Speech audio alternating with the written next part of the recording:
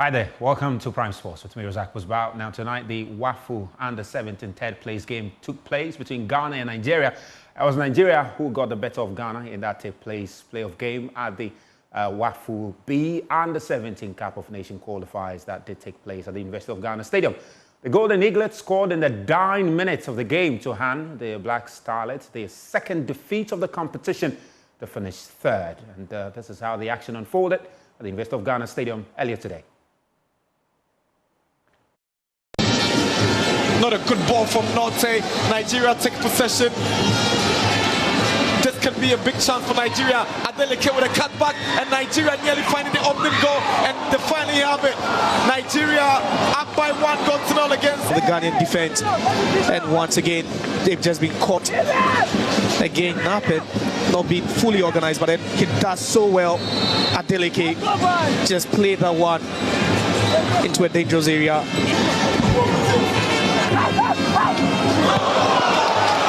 Have the equalizer. The Ghanaians are back in it. Well taken corner. Bafa. It's a deserving equalizer from Ghana. That was a great header from Bafa.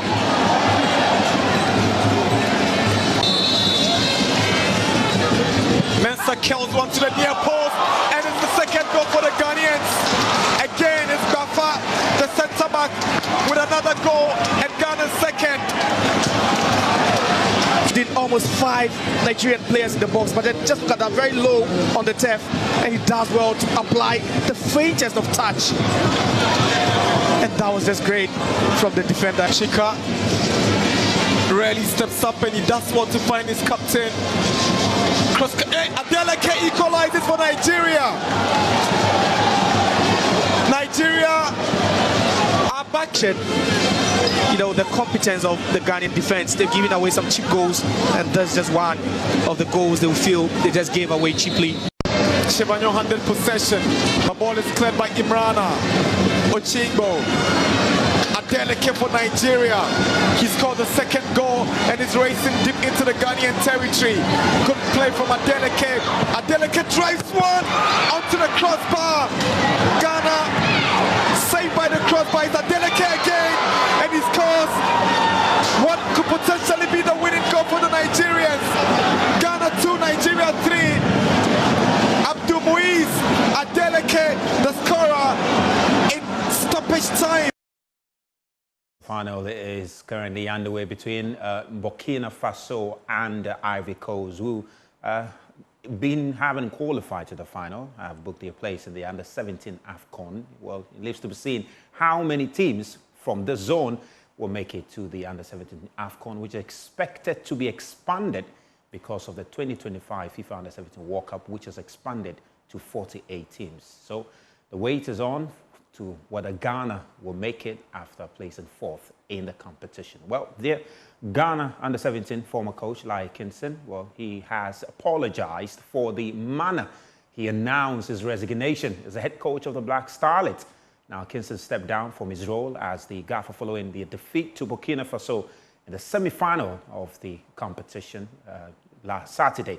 Now, following the loss, the former Stars winger made public his decision to resign during his post-match press conference, adding his reasons will come later.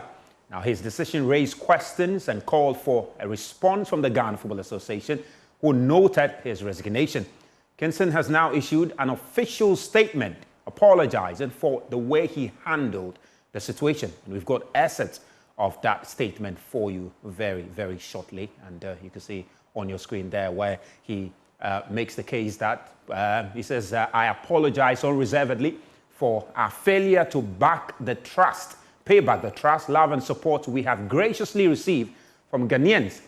We worked very hard for several weeks for the chance to reach the final of the tournament to compete for the ultimate prize, but it was not meant to be. So he reiterates his apology to the Ghanaian public for his failure to make it to the final. And he goes on to say, concerning any other issues about my personal conduct, with suggestions that I abandoned the team following last Saturday's semi-final defeat to Burkina Faso, he says, I state unmistakably that my announcement during the post-match press conference was without ambiguity that my role as coach with the team ends after the tournament.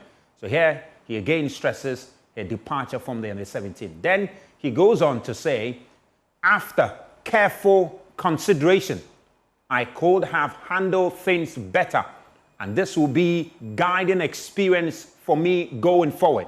I love my nation, I serve my nation as a player, and I have been serving my nation as a coach. So that's Laryea Kingston on his resignation there. You can see, so yeah, so this is the part where he makes the apology. He says, I will not conduct myself in any way that undermines the respect and support Ghanaians have given me and this team. To the president, Kaeta Kreku, the GFA president he means, and the executive committee, I also want to unreservedly and sincerely apologize for any misunderstanding, inconvenience, and embarrassment my decision to announce my resignation last Saturday caused. So that's the statement from the former coach of the Ghana Under-17 side, Laryea Kingston, apologizing to the Ghana Football Association, the executive committee, and to the entire Ghanaian public for the manner in which he announced his resignation. Now, Felix Remark is a sports analyst. He joins me via Zoom for this and the situation at Accra Folk who are in danger of being relegated. Felix, thank you very much for making time on Prime Sports tonight. I mean, first of all, when you saw this statement, let me just get your quick reaction to this statement. You think this is what Laryea Kingston needed to do? Is this statement in the right direction? Good evening to your viewers. I think that it is not.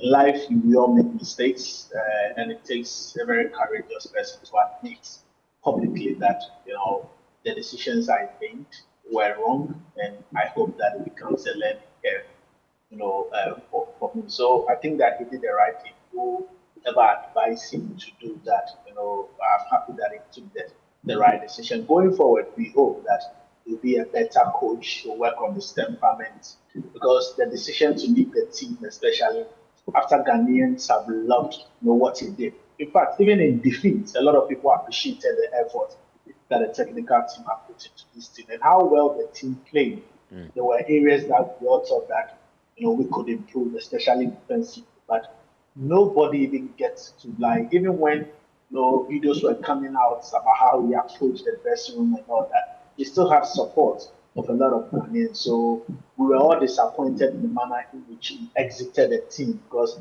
even if you are a captain of a sinking ship, you don't abandon the ship with people on board. So I think that I'm happy that he's come out and then apologized to Ghanaians, and I'm hoping that we will forgive him.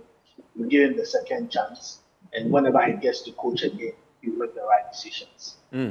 Talking about coaches, though, Otto Addo, the Ghana Football Association, just indicated that tomorrow is going to hold a press conference, and that's where he will unveil the team that will take Ghana into those crucial World Cup qualifiers. Now, before that, we've gotten a hint that some senior players are likely to miss out. Well, you are one person who has got some filler, if I can say that. Which senior players are you expecting to be sidelined in this World Cup qualifier, if any?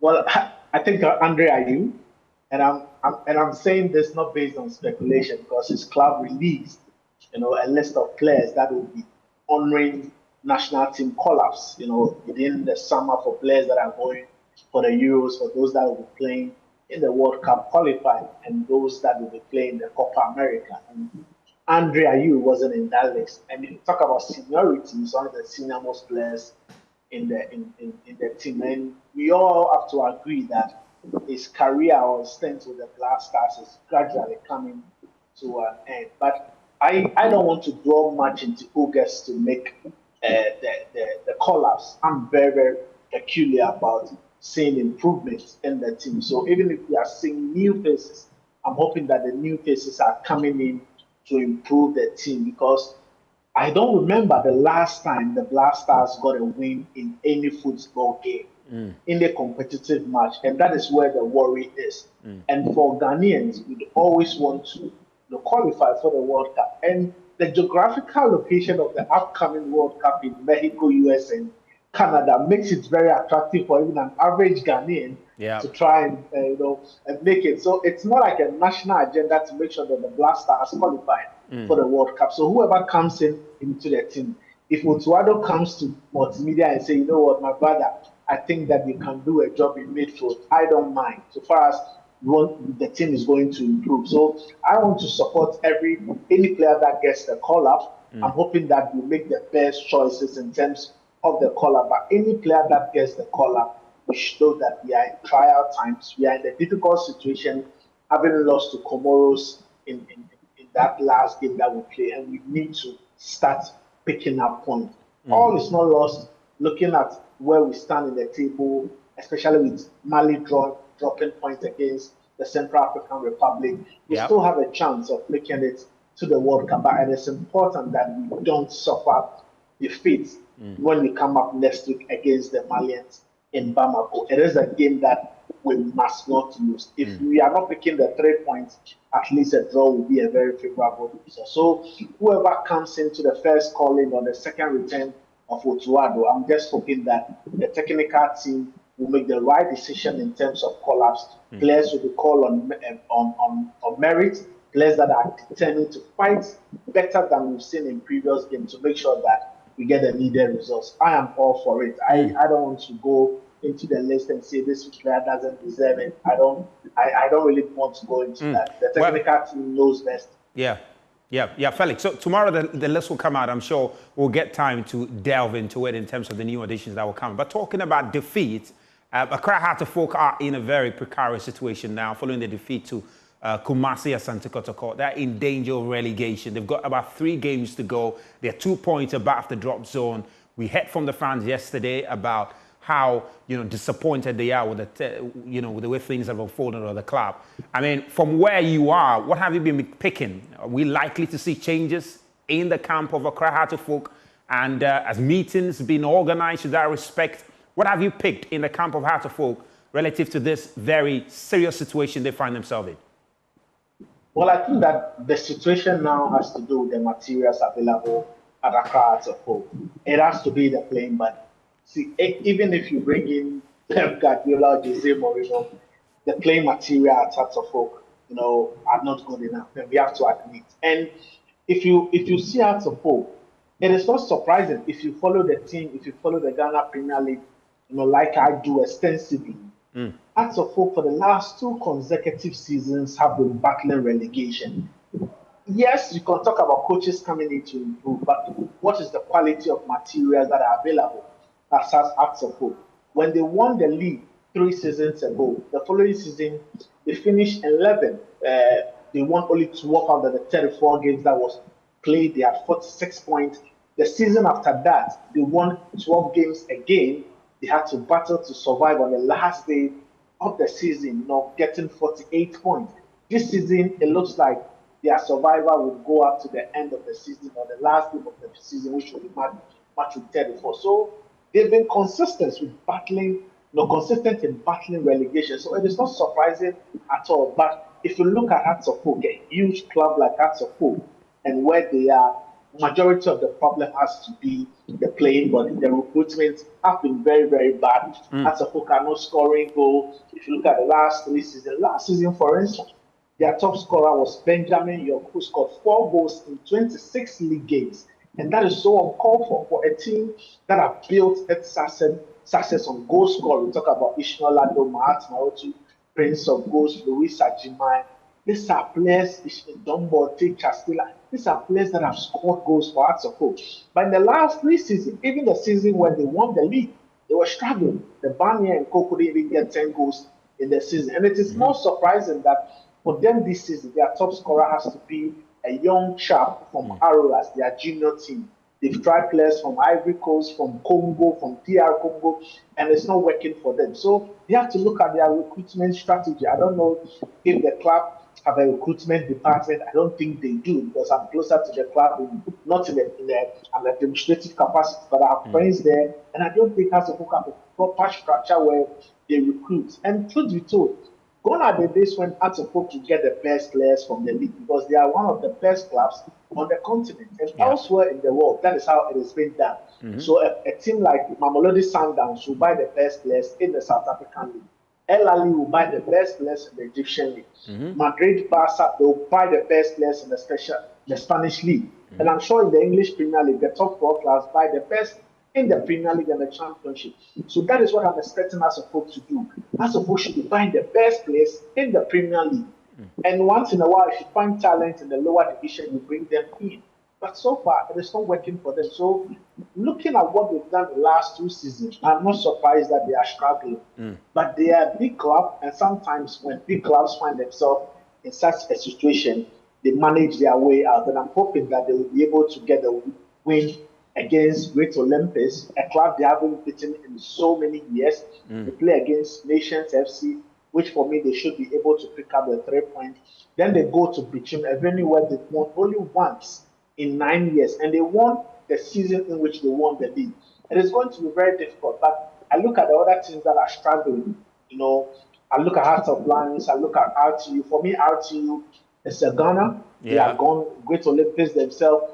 They have a better head-to-head compared to the teams below, because in the Ghana Premier League, goal difference doesn't come in. So probably a win and a draw in the remaining 3 games could do them good. But they also have to make sure that other teams are doing them a favor, especially when Kotoko play against Great Olympics on Sunday. Well, Felix, thank you very much for your time. We appreciate it deeply there. We wait to see how Cratterfolk will be able to escape that drop. Hopefully they're able to pick points in the remaining 3 games. That's Felix Romack. Very much appreciative of your time. But let's get to some European football and connect with DW's Chris Harrington, who's been away on a break for a while. Chris, good to have you again. Now, let's talk about the European Championship, because that is approaching very closely. But even before that, let's talk about Bayern Munich, because we understand Vincent Kompany is the man that you're looking to replace Thomas Tuchel. What can you tell us about that? Is it a done deal now, Vincent Kompany to Bayern Munich? Yeah, well, first, the reality is he was not the first choice. You know, there have been several reports. Bayern Munich wanted Xabi Alonso. You know, they got turned down by several big names. And even with Thomas Tuchel, he was a potential U-turn. But that didn't work out. But in terms of Victor Kompany, one thing I'm really proud, because he is a black coach, and it does mean a lot, in my opinion, to have a black coach in the Bundesliga, despite the circumstances. You know, so there are many reasons to celebrate the idea and the signing. He speaks German. He's an experienced player in the Bundesliga. He's a winner on the pitch as a captain with Manchester City. So he brings all of these assets to the pitch. He learned quite a bit under Pep Guardiola. Guardiola actually endorsed the appointing of Victor. So he does have that. Former players have spoken out in support of the appointment as well. There was one hiccup. You know, the deal is reportedly a 3-year deal, which has me scratching my head, because that was one of the reasons that Bayern Munich couldn't lure other coaches, because they wanted an extended contract. So it's kind of strange that they gave Victor Kompany this reported 3-year deal, but they did have to pay Burnley a hefty fee to get the rights of him as coach, because he's under contract with that club. You know, and then on paper, you know, why appoint Victor Kompany? He took over Burnley. They were promoted, but they just recently got relegated. And then there's a question, can he garner the respect of the egos in the Bayern Munich locker room? Of course, there are going to be some egos, you know, in that locker room with the likes of Manuel Neuer, you know, Harry Kane, and others. But you have people supporting the move. Even former coach Julian Nagelsmann supported the move as well. So it's interesting to see how this looks moving forward. If I were him, I wouldn't have too much confidence in a 3-year contract, because look at the history with Bayern Munich. They paid a record amount for Julian Nagelsmann. They fired him with the quickness. So I think he has a long road ahead, and I wish him much success. And I do think it's a huge responsibility and opportunity, more or less, an opportunity, and I hope he makes the most of it. We hope he makes the most.